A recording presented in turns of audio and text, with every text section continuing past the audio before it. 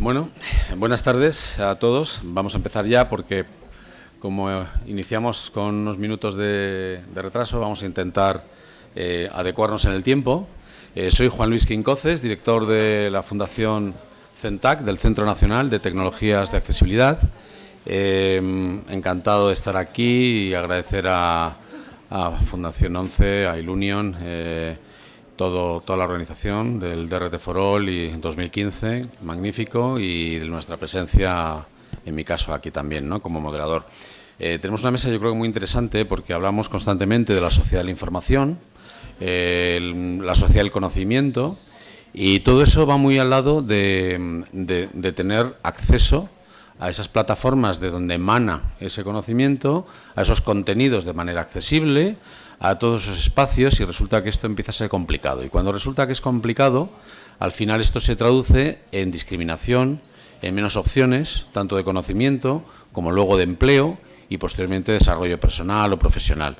En la mesa tenemos a tres personas con tres proyectos que dan sentido al título de esta mesa, que son recursos accesibles para la educación. Y son tres proyectos diferentes, donde lo que hacen es acercar toda esta sociedad del conocimiento, pues, a las personas.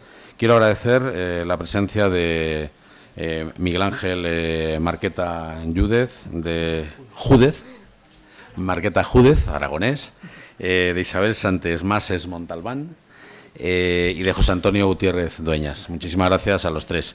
Miguel Ángel Marqueta, en principio, pues viene con un proyecto que nos va a hablar de cibervoluntarios, muy interesante. Isabel nos va a contar prácticas profesionales virtuales en el ámbito de la discapacidad, que tiene también mucho interés. Y luego vamos a escuchar de la voz de José Antonio, pues, un proyecto de mejora de la accesibilidad mediante la personalización de la web, de perfiles y una implementación de add-ons que también yo creo que va a ser de interés para todos. Bueno, presentaros al primer ponente, que es Miguel Ángel Marqueta Júdez. Bueno, pues es ingeniero técnico en informática de sistemas, máster en comunicaciones, redes y gestión de contenidos por la UNED, también es máster en tecnologías de apoyo, accesibilidad y diseño para todos de la Universidad Carlos III. Desde el 2014 estás en la cátedra que existe de tecnología, conjuntamente con la Fundación Vodafone en la UNED, y bueno, pues experto en desarrollo web y demás. Así que bienvenido y muchas gracias, Miguel Ángel. Isabel, gracias también por estar, como te decía antes. Montalbán, pues es experta y es coordinadora, tutora en proyectos de prácticas profesionales dentro de plataformas educativas online. Tienes una carrera en el ámbito de no solo la parte de licenciatura de psicología, psicobiologías, doctorados, psicopedagogías, etcétera, sino todo en los elementos que se relacionan con las plataformas y las prácticas en las prácticas online, lo cual yo creo que va a ser de mucho interés la parte que nos vas a comentar. Y por último, que no el último, pues José Antonio, también gracias por estar aquí. También es ingeniero informático, desde el 2008 estás trabajando en I+D en Ilunion, ahora ASP, ¿no?, en inglés, o como lo llamas al área esta. Yo lo llamo AEP. Es Accessibility Estudia, ¿no?, y tal. Bueno, accesibilidad, estudio de proyectos. Y bueno, la realidad es que también es un experto en todo el ámbito de desarrollo, de investigación, cooperación, etcétera. Trabajas en el ámbito de Cloud for All, en distintos espacios, y bueno, pues bienvenido también a la mesa. Miguel Ángel, por favor, muchísimas gracias por estar. Adelante. Gracias. ¿Puedo sacar la presentación? Sí, ya. Y mejor que lo manejes tú, ¿no? Sí. ¿Te lo podemos pasar? ¿Te lo ordenador? Sí, se me puede. Yo creo que sí. Mejor. Gracias. Nada. Vale, perfecto. Muchas gracias.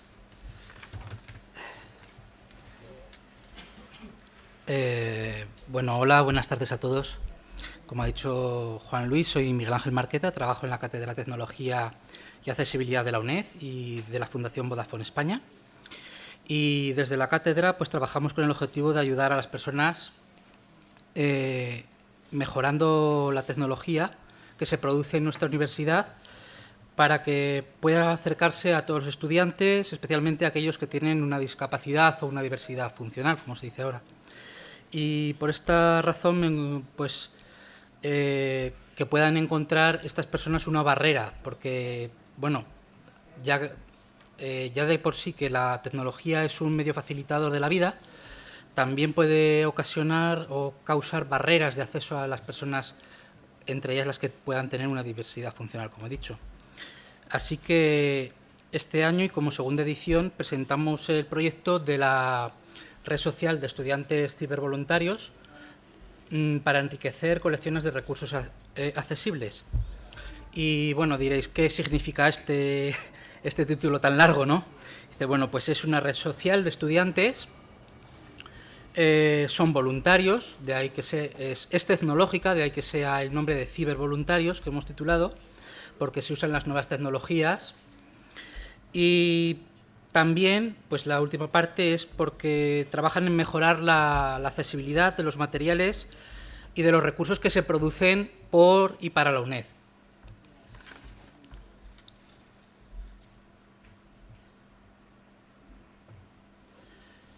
Bueno, ¿por qué este proyecto? La UNED es una universidad pública de ámbito nacional y por su metodología es totalmente online. Empezó denominándose a distancia y ahora pues igual ese término queda un poquito lejano, pero es una universidad que cuenta con el mayor número de estudiantes de España, cerca de 250.000, y de todos ellos hay un gran colectivo que son los estudiantes con discapacidad, que son los que nos interesan y a los que nos debemos, en este caso. El número de estudiantes con discapacidad el año pasado en la UNED superaba los 8.000. Se ven las gráficas estas, pues que se reparten, tenemos datos estadísticos que vamos recogiendo y se ha ido viendo, pues por ejemplo en la gráfica de la derecha, que ha ido subiendo el número de matrículas de estudiantes con discapacidad, alcanzan ya los 8.000 y pico. También tenemos datos de cómo se distribuyen por el tipo de discapacidad, cuáles son los que más tienen acceso a esta universidad. Por ejemplo, el mayor número colectivo es el de los discapacitados físicos, luego le siguen los psíquicos, visuales y auditivos. Y por esta razón creemos que es nuestro deber, desde nuestra posición, el desarrollar una labor especialmente con respecto a este colectivo de estudiantes, pues para facilitarles su vida, su acceso a la tecnología, su acceso a los estudios.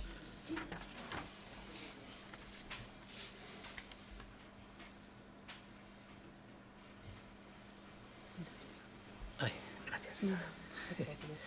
Bueno, ¿cómo ubicar este proyecto? Bueno, pues por su carácter de difusión y sistema de enseñanza a distancia, lo que he dicho ahora online, se desarrolló ya desde hace algunos años una infraestructura que se denomina plataforma AVIP, que intentaba pues recoger y hacer más tecnológica la educación, intentando pues automatizar, recoger todo lo que eran las videoclases, todos los recursos que se producen en la universidad, principalmente las videoclases en los centros asociados, y poderlos poner en conexión unos con otros, de tal forma como videoconferencias, con pizarras electrónicas, etcétera. Este proyecto empezó por el año 2000 y pico, 2005, así, y posteriormente, sobre el año 2010-2014, se pensó en que este tipo de plataforma, la plataforma AVIP, que es de audio y vídeo por IP, a través de Internet, pues que se tenía que accesibilizar, que teníamos que intentar que los estudiantes con discapacidad pudieran utilizar estos medios y pudieran utilizar estos recursos.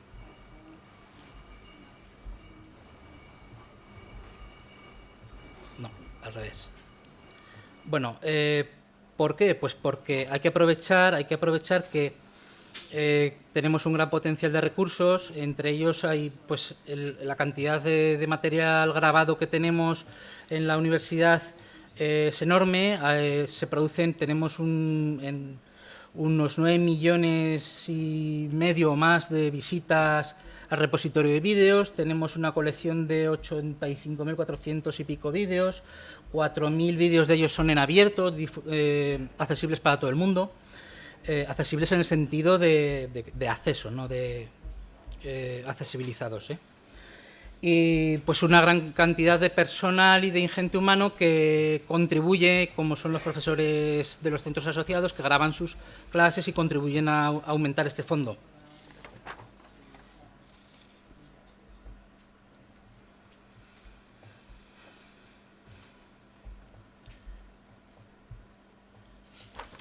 Entonces, vamos a pasar a ver en qué consistía la acción del voluntario o del voluntariado TIC. ¿En qué consistía? Bueno, pues como teníamos, ya digo, una gran cantidad de colección de recursos, se pensó que una buena idea era dotarlos de elementos accesibles, entre ellos la transcripción de las videoclases, que el voluntario realizaba mediante la transcripción textual de audio correspondiente de las videoclases, la inclusión del subtitulado a partir de la transcripción ya generada anteriormente, la etiquetación semántica de los recursos de las videoclases, dándoles un etiquetado, más contenido semántico, y como una cuarta labor, la creación de documentos accesibles. Hay también gran cantidad de documentos en distintos formatos, doc o PDF o lo que sea, que no están accesibilizados. Entonces se pensó también que se podía hacer, aunque a esta parte no llegamos finalmente, como os comentaré. Bueno, ¿en qué consistían las transcripciones y los subtitulados? No sé si se ve muy bien ahí porque la diapositiva, el texto que viene en la diapositiva lleva mucha letra y igual no se ve con gran detalle.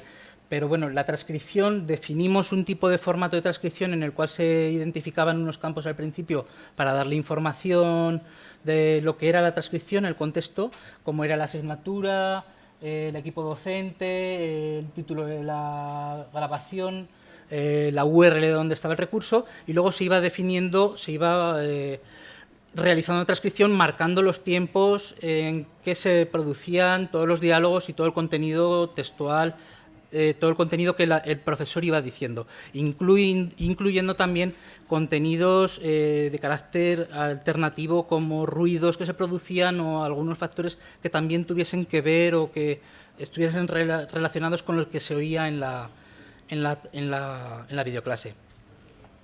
El subtitulado consistía en pasar esa transcripción a marcas de tiempo, realizar un subtitulado consiste en delimitar lo que se va diciendo durante un discurso y ubicarlo en unas marcas de tiempo para que pueda ser luego adaptado mediante herramientas audiovisuales, reproductores multimedia que carguen el archivo de subtítulos. Ahí se ve un formato que es un formato en XML y se eligió el formato de FXP, pues porque creíamos que era bastante conveniente, era bastante estandarizado, se adaptaba bastante bien porque lo cogían muchas herramientas de subtitulado y nos pareció conveniente. Bueno, ¿qué se genera con todo esto? Pues, ¿qué se consigue? Se consigue una colección de recursos accesibles para todo el mundo. Una colección de recursos son un conjunto de elementos multimedia como pueden ser el archivo de vídeo de la videoclase, también en su versión móvil, el archivo de audio de la grabación, la transcripción, el archivo de subtítulos y además todo tipo de documentos relacionados con lo que tiene que ver con la videoclase, material del profesor, etcétera, en distintos formatos, referencias web u otras referencias.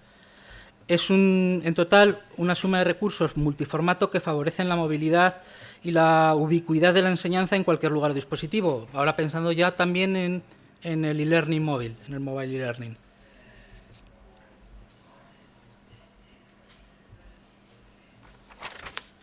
¿Cómo se desarrolló la acción del cibervoluntario? Bueno, se realizó primeramente la recogida y clasificación de las solicitudes de los voluntarios. Gracias también a los compañeros de Unidis que nos ayudaron en ello, de la UNED. Se realizó a continuación una selección de las videoclases AVIP, satisfaciendo la demanda de los estudiantes con discapacidad. Se pidió que que nos dijeran cuáles eran las videoclases en las que estaban más interesados, debido a que hay una gran cantidad de recursos y sería imposible accesibilizarlos todos. Se pidió pues que dijesen en cuáles estaban más interesados. Se asignaron los vídeos a los voluntarios, se elaboraron los documentos e instrucciones de tareas con manuales de usuario para que ellos supieran cómo accesibilizar los documentos. Luego se creó la apertura de una comunidad en la plataforma educativa que tenemos en la UNED, que es un ALF. Luego se realizó toda lo que era la coordinación de recursos humanos por medio del sistema de email y de foros para mantenernos en contactos y dar instrucciones y llevar la marcha de la acción. Y posteriormente se llevó la recogida de transcripciones, la supervisión, la valoración del etiquetado semántico, y una vez que todo estaba correcto, pues se asignaba la recompensa a estas personas, que como no podía ser económica, pues era de 4 créditos ECTS en el valor de la universidad. Y finalmente se daba un premio al mejor voluntario, al que más se lo había currado y que más nos había ayudado, pues le dábamos un premio también, un pequeño detalle. Bueno, ¿cuáles fueron los resultados? Bueno, vamos ya por la segunda edición. En la primera los resultados fueron que se apuntaron primeramente 13 voluntarios. 8 de ellos finalizaron el trabajo, todo lo que se había pedido. Fueron 42 transcripciones logradas con etiquetado semántico. Hay que decir que en la primera edición solo se hizo transcripción y etiquetado, no se llegó a hacer subtitulado. Ni tampoco la accesibilidad documental que os había dicho antes. Este trabajo duró pues, desde el 15 de junio al 15 de octubre y se realizaron transcripciones sobre lo que habían pedido ellos principalmente, que habían sido las titulaciones de grado en trabajo social, grado en estudios ingleses, geografía e historia. También había del doctorado de educación, de la licenciatura de ADE y del máster de educación. Y bueno, y hubo trabajos que fueron en 2 idiomas, que se hicieron transcripciones tanto en español como en inglés.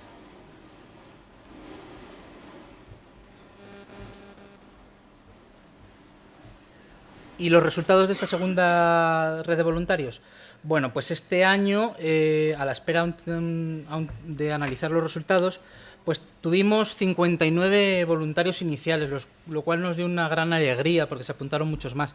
Pero solo acabaron completamente el trabajo 5, 4 más acabaron parte de ellos, en total 9, aunque se consiguieron también bastantes recursos parecidos como la otra vez. 26 transcripciones logradas, 21 subtitulaciones y 19 etiquetados semánticos. También se realizaron trabajos en las titulaciones de psicología, el grado de lengua y literatura, en estudios ingleses, en el grado de geografía e historia, en educación y también en ingeniería TIC. Y también, pues como digo, también en inglés, para el Centro de Estudios de Idiomas de la UNED, del CUID. Este trabajo se realizó en 3 meses, fue desde el 1 de febrero hasta el 30 de abril.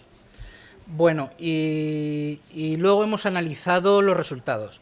Se han realizado una serie de encuestas a estudiantes con diversidad funcional, se han hecho una serie de preguntas y se ha obtenido pues, los datos que veis en estas tablas, ¿no? Principalmente a destacar pues, que la mayor parte de los discapacitados son físicos, seguidos del resto, los físicos con un mayor porcentaje, un 42%, y el uso de las tecnologías de los productos de apoyo ha sido, como se ve, no han necesitado o no han utilizado, ya que hay un 68,18% de personas que dicen que no han necesitado. Aún no hemos conseguido refinar estos resultados para saber exactamente la razón, pero cabe suponer de que se debe a que la mayoría de estas personas eran estudiadas con discapacidad física, un 42%, que no necesitan productos de apoyo para manejarse en estas técnicas de nuevas tecnologías. Luego, a continuación, se ve el número de los estudiantes con discapacidad repartidos por las distintas carreras. Esto ya simplemente es, pues, depende de la afinidad de lo que quiera el estudiante, o sea, ya no. Y como segundos datos de la encuesta que se han obtenido, pues destacar que en esta encuesta se intentaba medir el grado de satisfacción del contenido que se había accesibilizado, de la calidad de las transcripciones, de si era útil para sus estudios. Y bueno, pues sí, los resultados eran positivos en la mayor parte. Destacar que en el grado de la accesibilidad del contenido, totalmente de acuerdo y parcialmente destaca que son casi un 58%, en que la calidad de la transcripción están de acuerdo un 49%, la mitad, aunque también hay que destacar, un poco más abajo se ve, que 30 personas, o lo que suponía un 42,25%, no se decantaban, quizás no sabían definir si la transcripción tenía calidad o no. Por eso había un alto grado de personas que no respondían a esta pregunta. En cuanto al uso de este material accesible, pues que es el objeto para el que trabajamos, pues nos es grato ver que hay en 33 más un 20, un 53% de asentimiento con que es accesible, es útil este contenido para sus estudios. Y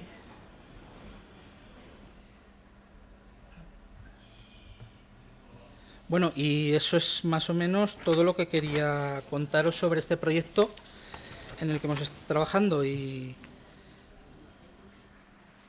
que actualmente estamos, que nos queda recoger los resultados de este año para analizarlos, trabajar en un modelo de elaboración de encuestas que nos permita medir mejor los resultados para extraer mejores conclusiones y orientarlo a mejorar posibles convocatorias futuras de esta iniciativa.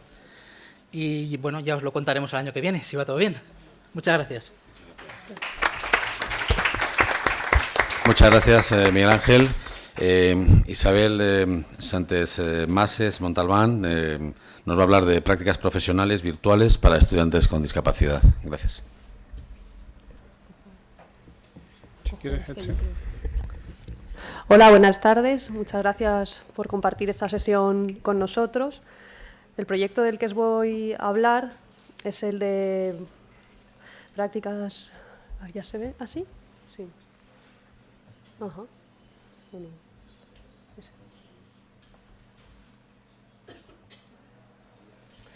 El proyecto del que os voy a hablar es el de prácticas profesionales virtuales para estudiantes con discapacidad, que venimos desarrollando desde UNIDIS, que es el Centro de Atención a Universitarios con Discapacidad de la UNED, desde el año 2013. Como os ha comentado ya mi compañero Miguel Ángel, no voy a ahondar tampoco mucho más en las cifras, sí que añadiré, luego cuando hablemos de los destinatarios de este proyecto, que la UNED aglutina aproximadamente el 40% de los estudiantes universitarios con discapacidad en España, lo cual ha llevado a nuestra universidad a buscar recursos, a implicarse en la búsqueda de alternativas y respuestas para este colectivo de estudiantes tan importante en nuestra universidad. Por ello, nuestro proyecto pretende ajustarse a criterios como el de diseño para todos y el de accesibilidad universal que se han manejado en este congreso y que tan cercanos son para nosotros. Nuestro Centro de Atención a Universitarios con Discapacidad quiso poner en marcha un proyecto de prácticas profesionales extracurriculares, es decir, diferenciemos el tipo de prácticas que son obligatorias en la carrera, que son las curriculares, de aquellas otras que son extracurriculares y que el estudiante realiza de forma voluntaria para seguir adquiriendo experiencia acorde a su titulación. Contamos con una serie de apoyos externos. Durante los 2 primeros años hemos contado con el apoyo de Fundación Universia y Fundación ONCE, y durante este año 2015 hemos contado también con el apoyo de Fundación ONCE, quien ha participado en el proyecto a través de FSC Inserta y en el marco del programa operativo Lucha contra la Discriminación del periodo 2007-2013. Como se estaba comentando, este es un sistema de prácticas extracurriculares, es decir, que se realizan al margen del plan de estudios del estudiante. están reguladas por un Real Decreto que es más o menos reciente, de 2014, porque el Real Decreto anterior había quedado obsoleto en algunos aspectos y fue necesario actualizar la normativa. Y luego lo que es básico en todas estas prácticas es la intermediación de la universidad, como sabéis, a través de los convenios de cooperación educativa que se firman con las entidades colaboradoras. La novedad del sistema de prácticas que nosotros planteábamos era hacerlas a distancia, es decir, modalidad virtual, saltando la tradicional alternativa de que el estudiante está físicamente en la empresa y acude allí todos los días. Pensábamos que esta era una buena alternativa, sobre todo en casos de movilidad reducida, sobre todo en casos en los que puedes ahorrar desplazamientos a los estudiantes y una forma de llegar a un mayor volumen de candidatos para las empresas. Lo que hicimos fue nuestra plataforma e-learning de la universidad, que está dentro de la plataforma AVIP, que ya os ha comentado Miguel Ángel. Bueno, digamos que es un apartado más dentro de esta plataforma. Quisimos adaptar esta plataforma de alguna manera para que diera soporte a este tipo de prácticas. ¿Nuestros objetivos cuáles eran? Pues sin duda lograr una igualdad de oportunidades, o por lo menos intentarlo, evitar barreras físicas y desplazamientos, generar empleabilidad, es decir, el estudiante sigue adquiriendo experiencia profesional mientras realiza una titulación, y sobre todo promover conciliación, que haya que sea más compatible para un estudiante, pues llevar su vida académica, profesional y personal de una forma más equilibrada y con el mayor rendimiento posible. Los destinatarios, como sabéis, son nuestros estudiantes con discapacidad. Quería llamar la atención pues, sobre este volumen tan importante, que también os lo ha comentado Miguel Ángel, de estudiantes con discapacidad que se matriculan cada año en nuestra universidad, que son aproximadamente cada curso unos 8.000. Y estas prácticas van dirigidas a estudiantes matriculados en estudios de grado y de máster oficial. Estos van a ser nuestros destinatarios. Es importante que también tengamos en cuenta las características del colectivo al que nos dirigimos, porque hay una mayor representación de estudiantes en las facultades de Derecho y Psicología, lo cual también nos ha hecho ajustar nuestros objetivos y nuestras estrategias de dirigirnos a las empresas para ajustarnos también a la demanda de nuestros usuarios, que son nuestros estudiantes. Como os ha comentado también Miguel Ángel, la mayor parte de los estudiantes, aproximadamente un 50%, presentan una discapacidad física, lo cual en este sentido apoyaba aún más la necesidad de apostar por una alternativa diferente a la modalidad tradicional de prácticas presencial. En este modelo hablamos de tres agentes: por supuesto el estudiante, por supuesto un tutor por parte de la empresa que oriente, digamos, las tareas de prácticas, que le ayude en lo que son las competencias técnicas y le supervise, y luego por parte de la universidad pues también un tutor pues que, digamos, haga un seguimiento de las prácticas que se están realizando y vele por la correcta alineación de las tareas con la titulación del estudiante. La metodología, pues como venimos comentando, ha sido la de dar un soporte virtual a una oferta de prácticas, es decir, es un método básicamente de teletrabajo, que como sabemos es una alternativa hoy en día muy potente con las tecnologías de las que disponemos para lograr la inserción profesional de personas con discapacidad. Lo que hemos hecho es que cada oferta de prácticas que recibíamos por parte de una empresa le dábamos un espacio, lo traducíamos en un curso virtual dentro de nuestra plataforma, y ese curso virtual tenía una serie de herramientas que permiten pues, estar sobre todo comunicados y hacer un seguimiento de las tareas. En este portal principal de lo que es un curso virtual de prácticas hemos puesto 4 aplicaciones básicas. Esto realmente lo vamos moldeando en función también de la realidad de cada empresa, del tipo de tareas y de las necesidades que vemos en los estudiantes.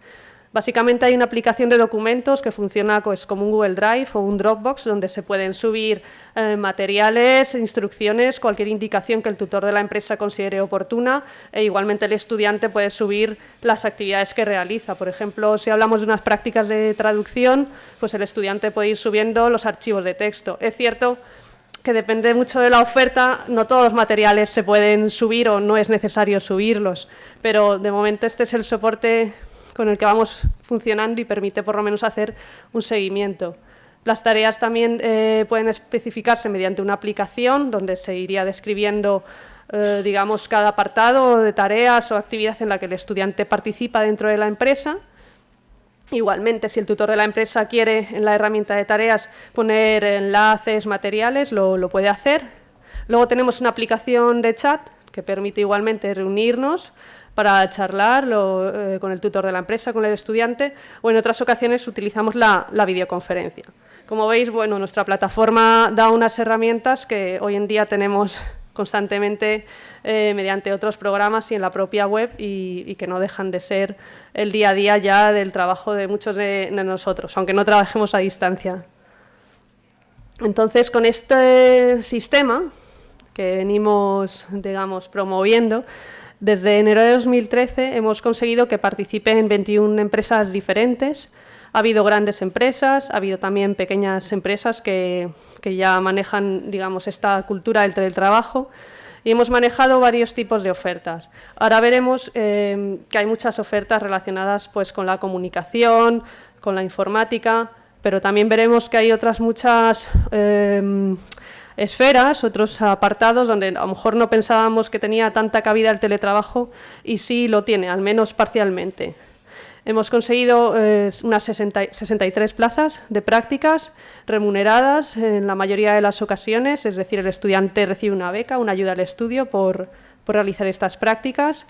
Como el sistema es a distancia, conseguimos llegar a estudiantes de toda España y también conseguimos llegar a estudiantes de todas las edades, porque el colectivo de estudiantes en la UNED es muy variopinto y también es muy interesante destacar que, digamos que son estudiantes con una discapacidad, pero a veces también con una inserción profesional complicada por la edad que tienen.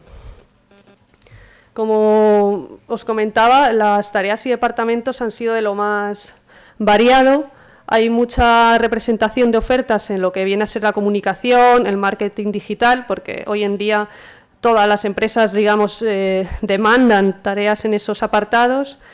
También ha habido mucha representación en lo que vienen a ser los MOOCs, los cursos online masivos en abierto. En este caso ha sido a través de la participación de nuestros estudiantes en un proyecto liderado por Fundación Universia, que realiza junto con Telefónica, la plataforma Miriada X, no sé si la conocéis, pero nuestros estudiantes han participado realizando tareas de prácticas en relación a esta plataforma. Y luego estas otras ofertas que comentaba que de primeras tal vez no parece que se adapten también al teletrabajo, pero sí es cierto que hay tareas que se pueden realizar a distancia, pues dentro de lo que es la asesoría al apoyo jurídico, dentro de lo que es algunos departamentos de grandes empresas, como las de Repsol, de asignación internacional, tareas de benchmarking.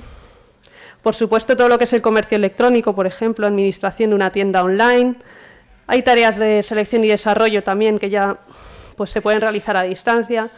Es decir, que salvando muchos problemas, por supuesto, de confidencialidad y de datos sensibles, pero se pueden hacer y las grandes empresas asumen esos riesgos y también ponen a disposición sus plataformas y soportes para llevar a cabo estas prácticas. Las empresas que han colaborado, como os comentaba, han sido grandes, pequeñas. Destaca la participación de Repsol, con 22 plazas de prácticas y luego también quería señalar pues, la importante participación de otras empresas más pequeñas, pero que no por ello han dejado de ofrecer prácticas a nuestros estudiantes. Hemos conseguido llegar a estudiantes de todas las provincias, como os comentaba, no lo quiero repetir. Se han manejado edades comprendidas entre los 25 y 55 años.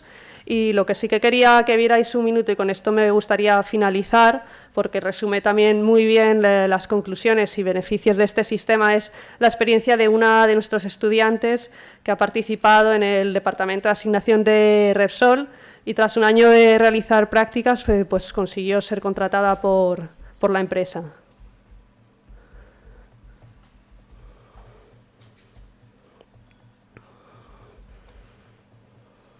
Hola, soy Cristina Abad, soy de Eibar, Guipúzcoa, soy estudiante del máster de acceso a la abogacía de la UNED.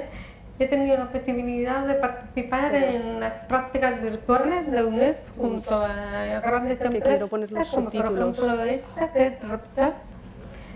He estado como como mis tareas y demás han sido dentro del equipo de asignación internacional.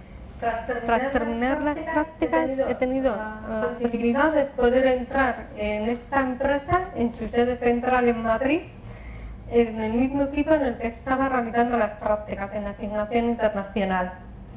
Ha sido una muy buena oportunidad y animo a todos los que quieran a presentarse, a realizar las prácticas virtuales, pero es una inmensa posibilidad de hacer algo que viene muy bien, tanto para estudiar como para trabajar. Es una muy buena experiencia y siempre en empresas grandes, punteras y que se aprende muchísimo. Para ello utilizamos la videoconferencia, ordenadores, programas informáticos como son Calclut o el teléfono mismo si hace falta en alguna ocasión. Las tareas pues, pueden ser desde llevar un correo electrónico, hacer unas actas de una reunión o atender alguna cosa que nos puedan pedir, como puede ser hacer un informe o un escrito. Y bueno, que animo a todos a que se apunten a las prácticas virtuales es en la UNED, junto a la empresa que deseen, siempre dentro de la carrera o máster que estén realizando. Y con esto termino mi presentación. Muchas gracias. Muchas gracias, Isabel. La verdad es que cuando uno ve al final que las cosas que se van haciendo acaban en algo real y que alguien te lo cuenta, es magnífico, ¿no? Y es un ejemplo que a mí siempre me emociona, ¿no? Cuando al final alguien de verdad acaba con un trabajo, con un empleo y siendo autónomo por sí mismo, ¿no? Magnífico. Bueno, pues para finalizar, José Antonio, muchísimas gracias también. Nos va a hablar del proyecto sobre mejora de la accesibilidad mediante la personalización web e implementación de add-ons para el navegador y páginas web. Así que muchísimas gracias y adelante. Sí, buenas tardes. La herramienta de la que voy a hablar, bueno, en primer lugar, decir que es una herramienta que ha sido financiada con los fondos del proyecto Cloud for All, del cual tenemos un stand aquí fuera y si queréis cualquier información que queráis saber sobre ello, pues nada más que tenéis que acercaros. Un proyecto europeo del séptimo programa marco. Y bueno, deciros que tanto como eso, como voy a hacer una presentación un poquito rápida, voy a poner un vídeo de cómo funciona la herramienta, pero si queréis saber un poco más y verla en directo, pues igualmente os podéis pasar por el stand, ¿vale? Antes de empezar a hablar de la herramienta, sí que me gustaría hacer hincapié y dejar claro, para que no hayan males entendidos sobre la herramienta, esto que pone aquí en la transparencia. En un mundo ideal, todas las páginas web deben de ser accesibles por sí. No, o sea, esto lo que quiero hacer ver es que un poco, cuando veáis la herramienta, que no piense nadie, oye, pues yo pongo esto en mi página web y ya es accesible. Pues mira, no. La herramienta de personalización web es una herramienta que permite al usuario adaptar las páginas web muchas páginas web te puedes encontrar con problemas y que por desgracia están ahí y que no podemos hacer ahora mismo nada contra ellos. Pues es que sirva de soporte para que el usuario pues bueno, pueda adaptarlas un poco a sus necesidades y que pueda hacer un mejor uso de ellas y entenderlas un poco mejor. Pero ya os digo, lo importante, y para eso trabajamos todos, es que las páginas web deben de ser accesibles, las aplicaciones web en general. Y bueno, y sobre todo, ¿cuáles son las principales situaciones que se puede encontrar un usuario o que nos hemos encontrado un poco, ¿no? Que nos encontramos todos? Bueno, pues que no funcionan, en primer lugar, que no funcionan los productos de apoyo correctamente. Eso quiere decir, bueno, normalmente que la página web no ha sido bien desarrollada Otras dificultades provocadas por el diseño, no se utilizan pues configuraciones de colores correctas, de tipos de letras, en fin. Ahora mostraré algunos ejemplos, ¿vale? Simplemente para que pongáis en contexto un poco de dónde surge la problemática. Y después también existen otros problemas más relacionados con el contexto, con por ejemplo, agentes medioambientales, que no nos ha pasado, que hemos salido con el móvil a la calle y no había quien leyera aquello porque la claridad es demasiada. Obviamente la solución no es perfecta, pero sí que ayuda un poco a poder conseguir una interfaz con mayor contraste y que te pueda en un momento de ayudar un poco más, ¿vale? Ejemplos, por ejemplo, que nos encontramos en la web, pues con mucha frecuencia, cada vez con menos, gracias a Dios, pero se aparecen. Pues textos que no se pueden leer porque se ponen encima de una imagen o porque utilizan se ponen en lugares donde predomina un color que no les favorece para tener un buen contraste. Tipos de letras, bueno, que cada vez ya nos encontramos menos tipos de letras como eso, pero sí es verdad que hay tipos de letras, o sea, que los tipos de letras que no son sans serif pues pueden provocar problemas a ciertos usuarios con discapacidad cognitiva o con déficit de atención y tal. Entonces sí que nos lo encontramos mucho y se hace necesario un poco que podamos utilizar, que ese usuario pueda adaptar esa letra a otro tipo que es... Por ejemplo, letras con un tamaño, pues bueno, a lo mejor yo he exagerado un poco, ¿vale? Pero sí que es verdad que nos encontramos muchas páginas web con un tamaño de letra bastante pequeño, con espaciados, muy poco espaciados, interlineados, en fin.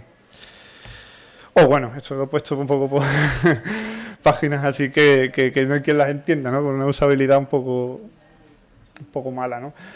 Y que si pudiéramos quitar esas imágenes de ahí, o muchas de esas imágenes, posiblemente se entendería mejor el contenido. Con lo que, bueno, y por ejemplo, el problema medioambiental lo comentaba, un móvil que prácticamente no puedes ver lo que pone, ¿no? Son ejemplos un poco de lo que nos hizo pensar un poco, bueno, y no estoy contando nada nuevo, que había que hacer algo que le permitiera al usuario poder adaptar esas interfaces en un momento determinado, porque por ejemplo esta es un problema que no tiene que ver con el desarrollo de la web ni con el diseño, o sea que te encuentras en una situación en la que no puedes consumir ese contenido. Entonces se nos plantea el tema de que, hombre, que el usuario tiene que ser capaz de personalizar esas interfaces, adaptarlas a sus necesidades. Y no es que no existan opciones, obviamente, existen opciones. Tú puedes ampliar la página web utilizando pues, el control más o el control scroll, como extensiones que existen para los navegadores, pero son extensiones que suelen solucionar cosas muy concretas, ¿no? O bueno, todos los sistemas operativos, incluso los navegadores, tienen opciones para poder adaptar para poder adaptar un poco. Pero es que no, son opciones que están un poquito esparcidas, ¿no? Que cada una tienes que buscarla en un sitio concreto, no todo el mundo sabe ubicarla, ni sabe que existen, ni nosotros que estamos relacionados con la tecnología sabemos que existe todo, pero no todo el mundo está tan relacionado con la tecnología como nosotros. Y es muy frecuente encontrar gente que no sabe cómo poner una pantalla en alto contraste en un momento dado. O que no sabe ni que existe el alto contraste y que le puede venir bien, ¿vale? Entonces aquí es donde nosotros construimos la herramienta de personalización. La herramienta de personalización es una herramienta que, como ya he dicho varias veces, lo que intenta permitir al usuario que pueda modificar la página web adaptándola a sus necesidades, que agrupa todas esas opciones que existen o que para adaptarlas, incluso añade algunas más, en una misma herramienta que se encuentre de forma accesible y visible dentro de la página web o del propio navegador. Y además también le hemos añadido una funcionalidad que permite al usuario poder importar sus preferencias, o sea, desde un servidor de preferencias externas. Es decir, hay aplicaciones, hay proyectos en los que el usuario puede registrarse mediante un cuestionario, rellenando un cuestionario con una serie de pruebas, se captan cuáles son sus preferencias o cuáles son las opciones que mejor le vienen para para poder verla, para que después pueda adaptarse a la página a esas preferencias y verla mejor, esté más adaptada a sus necesidades. Pues bueno, si un usuario tiene un perfil creado en uno de estos sistemas, entre ellos está Apps for All o Cloud for All, como el que está ahí fuera, que si quieren, pues el usuario podría importar su perfil y automáticamente se adaptarían las páginas. Para esta herramienta hemos hecho dos versiones. Esta es una versión que son dos extensiones para Chrome y para Firefox y un plugin para incrustar en las páginas web. Se intenta hacer lo más genéricamente posible para que el desarrollador no tenga que hacer mucho esfuerzo en que la herramienta funcione, o sea, en tener que desarrollarla muy específicamente para la herramienta. Se ha intentado que cubra la mayor parte de formas de desarrollar las páginas web, ¿no? Por ejemplo, ya más concreto, las extensiones tanto de Chrome como de Firefox, cuando se instalan, pues bueno, tiene el botoncito ahí a la derecha del navegador, de la barra de direcciones y bueno, simplemente al pulsar, pues entra a lo que es el panel de control, donde tiene una serie de opciones como magnificación, una serie de configuración de colores, para mejorar el contraste, configuraciones, o sea, opciones de modificar el aspecto del texto, como por ejemplo separación entre líneas, un tamaño de letra más grande o el tipo de fuente, como comentaba. También el cursor, para la magnificación también se puede hacer cursor más grande, más pequeño. Y además, en el caso de las extensiones, también se pueden integrar otras extensiones. En este caso tenemos integrada la de Chromebox para lector de pantalla y el teclado en pantalla de Chrome. En el caso, este en concreto es una captura de Chrome, ¿vale? Firefox pues tiene otras. En concreto la extensión, cómo funciona a la hora de importar los perfiles. Bueno, estas extensiones, como se han hecho para Cloud for All, está más adaptada a Cloud for All. Normalmente cuando arrancas el navegador se arranca un proceso que se llama en background y está escuchando si hay algún usuario conectado a Cloud for All, o sea, logueado a Cloud for All, o si existe Cloud for All. Si no existe Cloud for All en esa máquina, pues básicamente funciona normal. Se te explica ahora lo veremos. El panel de control y tú ya adaptas. Si existe el sistema Cloud for All, se queda a la escucha de que algún usuario se loguee. En el momento que se loguea, automáticamente adapta la interfaz. ¿No? Y el plugin para la página web, básicamente, como veis, el modo de acceso es un botón que se puede colocar. Bueno, lo normal es que se coloque en un sitio visible y accesible, pero bueno, eso ya un poco queda también a mano del diseñador. Y mediante pues aparece un panel de control, que sí un poquito más especial, porque claro, al estar en la página web, incrustado en la página web, si la resolución es una resolución buena, pues queda fijado arriba de la página y por debajo podemos hacer scroll para poder ver las modificaciones que se van haciendo en diferentes sitios de la página. Pero si la resolución es muy grande, pues la página, el panel de control cambia, se incrusta en la web y se mueve con la web, modificando también, pues es responsivo, vamos, modifica también su organización dentro del panel de control. Bueno, en concreto lo hemos hecho, está en fase, esto aún está en la fase final de desarrollo, todavía hay cosillas que estamos mejorando, pero en concreto se conectará con Chrome, con Cloud for All, pero lo hemos hecho con Apps for All, que es otro sistema, otro servidor de preferencias, y bueno, simplemente con sus credenciales se conecta y se descarga las preferencias y se adapta automáticamente. Voy a poner un vídeo un poco de cómo funciona esta extensión, y ya digo, cualquier cosa que necesitéis más, pues estamos ahí vale.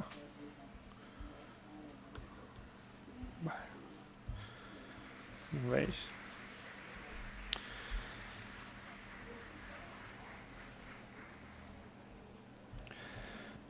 Aquí estamos aplicando, bueno, diferentes configuraciones de colores, versión de colores, y aplicamos un zoom, una magnificación. tiene hasta 300%, ¿vale? Tampoco lo voy a alargar mucho para que no se alargue el vídeo.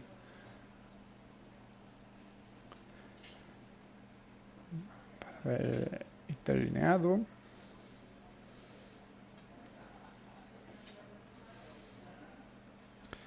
Las otras herramientas funcionan exactamente igual, por lo tanto he hecho un vídeo nada más para... Ya os digo.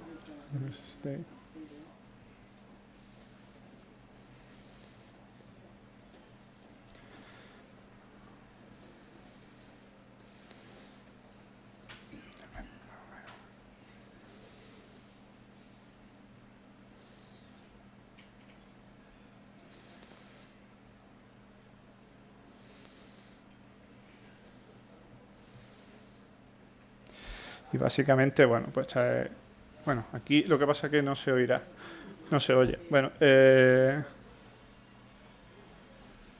si veis, está funcionando Chromebox, lo que pasa es que no se oye.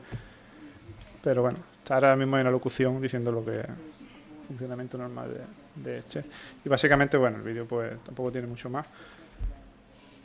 Con lo que cualquier duda que tengáis o si queréis ver el funcionamiento, pues, estaré un rato ahí en el stand de Cloud for All y nada. Y muchas gracias por vuestra atención. Muchas gracias, José Antonio. Bueno, el vídeo, para las personas que no podían verlo, pues describía básicamente la capacidad de ir cambiando el perfil de contrastes, de tamaños de letras, de interlineados, etcétera, etcétera. Muchísimas gracias. Si hay alguna pregunta en la sala para cualquiera de los ponentes o para mí mismo, adelante, por favor. Sí. Perdona, ahora te pasan también el No micrófono. sabía que estaba antes. Luego. Sí, muchas gracias a los tres ponentes. Una pregunta para Miguel Ángel. Valoro enormemente vuestra iniciativa y lo que estáis logrando, a pesar de las dificultades para conseguir que completen la tarea, algunos de los voluntarios. Mi pregunta es, ¿qué lleva a tener que recurrir al voluntariado para una labor como es conseguir contenidos accesibles que deberíamos suponer que deberían estar cubiertos bien directamente por los fondos de la universidad, bien porque hubiera algún tipo de subvención externa, y sin embargo tenemos que acabar recurriendo a los voluntarios porque ningún eslabón de la cadena, ni la universidad, ni el profesor, ni las instituciones se están ocupando de ello? Pues claro, sí, tú mismo lo has dicho, pues que no se ocupan de ello. Es que, ¿cómo te llamas, perdona? Perdón, sí, yo, Samuel, soy. Samuel. Sí, mira, Samuel, si desde las instituciones, los organismos se recibiera más ayuda, hubiese fondos, hubiese pues más ayuda, pues sería mucho más fácil, pero en el momento en el que no hay, pues tenemos que intentar nosotros solucionar y cubrir ese hueco nosotros mismos. Entonces, pues dado que tenemos esa cantidad de fondos, esos medios ahí, esos recursos ahí, y que nosotros podemos dedicarnos a ello, pues es ahí donde nos enfocamos, ¿no? En intentar cubrir ese hueco. Si hubiese pues más ayudas, más medios, pues sería mucho más fácil, ¿no? Y pues eso, recurrir al voluntario, pues sencillamente pues por solidaridad, de ellos con sus propios compañeros y con otros estudiantes también, o sea que por esa razón. Yo me querría añadir algo, ¿no? Además de por solidaridad, yo creo que por derecho debería exigirse que se hiciera accesible desde el inicio también. Como antes ha comentado también José Antonio, es de agradecer que se estén buscando soluciones para poder acortar esa actuación mientras las cosas ocurran como deben ocurrir, y es de agradecer toda la acción que estáis haciendo y lo de los cibervoluntarios, así como los perfiles, etcétera. Pero yo creo que hay que exigir que los profesores hagan los documentos accesibles sí o sí, porque también son funcionarios de este país, es la administración pública en muchos casos, y también deben hacerlo y están obligados por la ley hoy en día. Lo que ocurre es que la exigencia a lo mejor no les ha llegado y la universidad se lo debe exigir a ellos mismos. Y si no pudieran publicar su cantidad de artículos en formato no accesible, verías cómo automáticamente aprenden a hacerlos accesibles, ¿no? Entonces yo creo que el interés que tienen para publicar para su propio currículum deberían también tenerlo para que otros entendieran los proyectos que al final pagamos entre todos, ¿no? Y todos tenemos el derecho de tenerlos. Totalmente de acuerdo contigo, eso debería estar resuelto previamente. Menos mal que en cualquier caso, mientras no ocurre que se cumpla lo que yo creo que ya es obligado por ley, pues hay herramientas y hay personas y hay entidades que con su buena voluntad nos están ayudando, ¿no? Gracias. Había otra pregunta aquí, por favor. Buenas tardes, yo voy a pedir perdón porque no hablo español bien, inglés peor, entonces voy a intentar decir. Yo soy profesora de universidad también, estoy participando de una investigación en red en Brasil con diversas universidades con inversión del Ministerio de Educación y el proyecto se llama Accesibilidad en Ensino Superior. Entonces, hay una serie de acciones en este sentido, de adaptación de material, investigaciones, formación de profesionales, todo junto. Entonces, cuando Isabel, Juan Miguel, Miguel Ángel, disculpa, estaba siempre o que están haciendo es parte de que también estamos haciendo. Y estaba justamente pensando en que ¿por qué que tenemos siempre que estar haciendo cosas después que ya están listas? ¿Por qué no los materiales no están ya accesibles en la origen? Entonces es como que siempre estamos corriendo atrás de algo. Y así como ustedes, nosotros también no tenemos apoyo de nada. Yo estoy, por ejemplo, haciendo la transformación de todos los textos de las pesquisas en audio. Yo y una alumna, solo nosotras. Entonces, pero me ha gustado mucho de su proyecto. Y para Miguel Ángel, gustaría de saber una cosa. ¿Quién coordena esto? ¿Quién coordena todos estos alumnos voluntarios? Si hay un profesor coordinador que cuida solo de o no. ¿Y cómo que se da esa coordinación de estos voluntarios todos? Porque, pero que he comprendido, se hace virtualmente, no se encuentra sí. con... Entonces, ¿y cómo que se hace todo ese control de calidad? Y por lo que entendí también, su material está más accesible para personas con discapacidad auditiva, porque no has mencionado, por ejemplo, audiodescripción. Entonces, esa era una pregunta que, ¿no? Y si ustedes no piensan en ya hacer esto en la origen, antes que profesor, ya que profesor no hace esto, que el material antes de ser disponibilizado para los alumnos, que este trabajo sea hecho antes. Y para Isabel, yo gustaría de entender cómo que se hace esta parcería con las empresas. ¿Ellas procuran ustedes o ustedes que las procuran? No he comprendido cómo que se pase Entonces, las preguntas son para los dos. Sí, Gracias. A ver, te respondo pues a la pregunta. Respecto a cómo nos organizamos, pues somos 3 personas en la cátedra, éramos 3 personas y en principio pues nos repartimos el trabajo y entre los 3, la directora de la cátedra, un compañero mío y yo, pues realizábamos el seguimiento diario de todas las incidencias, todo el seguimiento del foro por email, de todas las dudas, lo que necesitaban los voluntarios, y era a través de internet. Y luego la gestión, la valoración de la categorización de si estaba bien realizada la transcripción era nosotros mismos repasando las transcripciones, viendo que estaban bien realizadas. Si no estaban bien o estaban suficientemente bien realizadas, se pedía por favor que se volvieran a realizar, y si ya cumplían unos mínimos de fidelidad, pues se daban por buenas.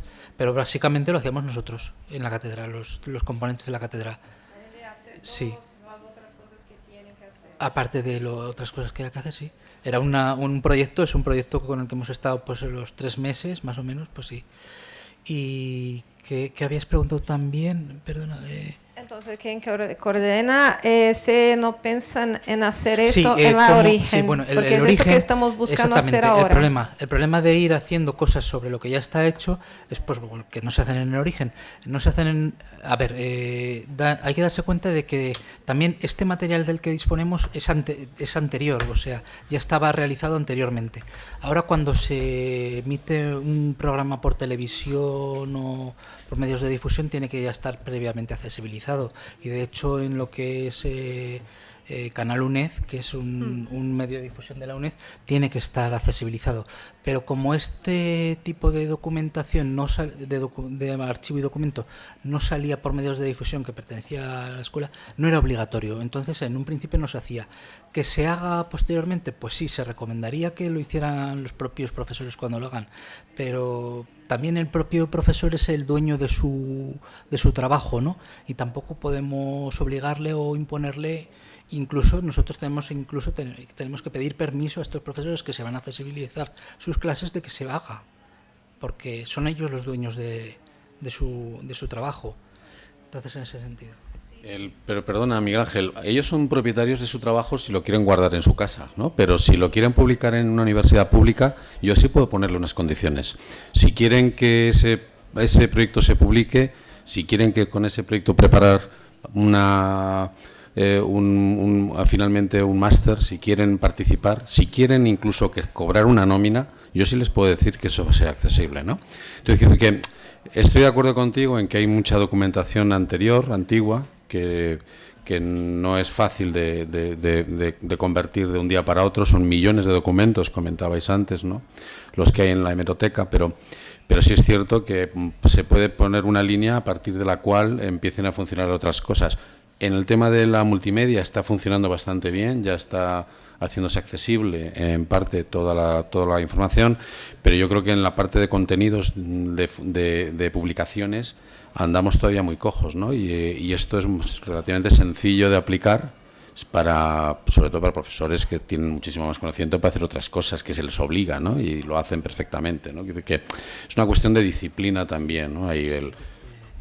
Te puedo comentar, Juan Luis, tan fácil como dedicar un tanto por ciento del tiempo que dedican a realizar sus contenidos a accesibilizarlos, porque al fin y al cabo no es más que una parte más del trabajo. Muchísimas gracias. ¿Alguna pregunta más? Vamos ya muy justos de tiempo, así que... Sí, ya había hecho otra pregunta. Perdona, habías hecho otra pregunta. Sí, me preguntabas por los contactos, cómo se hacían. Pues es un poco bidireccional, porque o por una parte las propias empresas llaman a la universidad y dicen, mira, tengo una oferta de prácticas y quiero recibir solicitudes por parte de estudiantes. Nosotros le explicamos siempre desde los servicios de la universidad que pueden o bien hacer las prácticas en modalidad presencial o virtual. Y también en la virtual insistimos además en que estamos realizando un proyecto exclusivamente destinado a estudiantes con discapacidad que potencia esta modalidad. Pero también es cierto que también el contacto sea en el sentido contrario, que muchas veces somos nosotros los que vamos a buscar ese contacto, o bien vamos a foros. Por ejemplo, ahora 23 y 24 de septiembre es el Foro de Activación de Empleo de la Comunidad de Madrid, pues nos acercamos a los stands y hablamos con las empresas. O vamos a la Feria de Empleo para personas con discapacidad de la Comunidad de Madrid y también hablamos con muchas grandes empresas que tienen allí su stand. O a veces incluso pues contactando con empresas que viendo su página web o por el trabajo que hacen consideramos que podrían tener una cultura de teletrabajo o proponer una oferta acorde a esta modalidad. Entonces vamos caminando en ese sentido, tratamos de darle mucha visibilidad al proyecto también, pues acudiendo a congresos. Hemos realizado unos vídeos con entrevistas a los estudiantes que tenemos colgados también en Canal UNED y de esta manera vamos funcionando. Una preguntilla última, ¿se puede? Para José Antonio, para que se estrene. Dos preguntillas rápidas. El plugin, supongo que son un poco técnicas las preguntas. Supongo que atacaréis un poco a la hoja de estilo CSS para variar todos esos parámetros. Y otra pregunta, cuando lo saquéis al mercado, porque creo que has comentado que estaba en piloto, si sacaréis versiones compatibles con CMS como Joomla, WordPress, etcétera. Sí, bueno, lo primero que comentaba, sí, generalmente se tocan estilos CSS y hay algunos servicios web, o sea, la idea en un futuro es integrar nuevas ayudas técnicas que estén en servicios web y que podamos mandar contenido y que lo traduzca o lo adapte de hecho estamos trabajando ya en alguna línea de esa y que se muestre en la web, pero estas que has visto ahí, por ejemplo, la mayoría son con CSS, por decir todas. En cuanto al plugin, esta primera versión que hemos sacado la tenemos, sobre todo lo hemos pensado, ahora mismo la tenemos la vamos a utilizar dentro de nuestra empresa, aunque es libre, ¿vale? Se pondrá para que la pueda utilizar quien quiera, pero sí que lo tenemos pensado para utilizarlo en gestores de contenido como Joomla, como Drupal y todo esto, exactamente. La idea es seguir por ahí. Bueno, el tiempo se nos ha terminado. Muchísimas gracias, José Antonio, Isabel, Miguel Ángel, por vuestro trabajo y por estar aquí, por las dos cosas. A todos vosotros por escucharnos y aguantarnos y soportarnos. Y nada más, muchas gracias.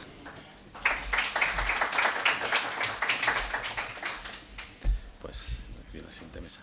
Felicidades. Muchas gracias.